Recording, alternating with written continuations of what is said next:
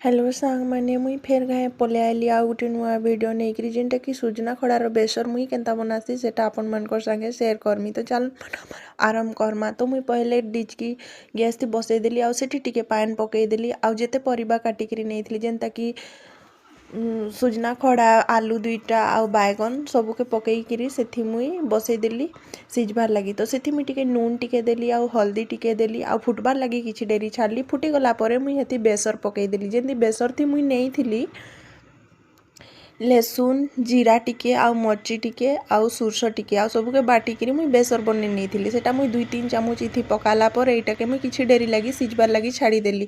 आ इटा सिझी गला परे देखि पारुथिबे इटा मोर रेडी हे गला। तार परे मुई गैस थी कढ़ई चढ़ई देली आउ कढ़ई चढ़ाला परे सेठी तेल गरम करिकरी मुई बड़ी दुईटा भाजबार लगी पकई देली। तो इने बड़ी मोर भाजी हे जाउछे। तो भाजी हे गला इने बड़ी भाजी हे गला परे सब बड़ी के मुई प्लेट थी बाहर कर देसी।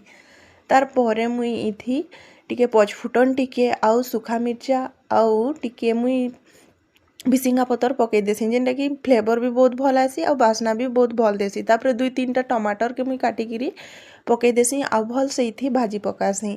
आउ टमाटर थी सिझबार लगी टिके मुई जस्ट नून पकई देसी आउ किछि 20-30 सेकेंड लगे मुई ढापिकी टमाटर के भी भाजी पकासी जेतकी कि टमाटर पूरा बिली जीबार पर्यंत। तो टमाटर इने मोर भल से भाजी हे गला देखि पारुथिबे। तार परे भाजी गला परे मुई जेन बेसर आ सुजना सबु सिझेइकरी रखिथिली सेटाके पकई देसी आउ भल से सबुके मिक्स कर देसी और किछि 1 मिनिट लगी हाई फ्लेम थी बल्कबार लगी मुई छाड़ी देसी। तो इटा मोर तरकारी भल से बल्की गला बेले मुई लास्ट थी जेन बड़ी भाजिकरी रखिथिसी ताके भी पकई देसी आउ किछि डेरी फुटई देसी आउ उतरे देसी। तो इने मोर सुजना खड़ार बेसर तरकारी रेडी हे गला। आउ केनता लागला आपन मन के निहाती कहबे।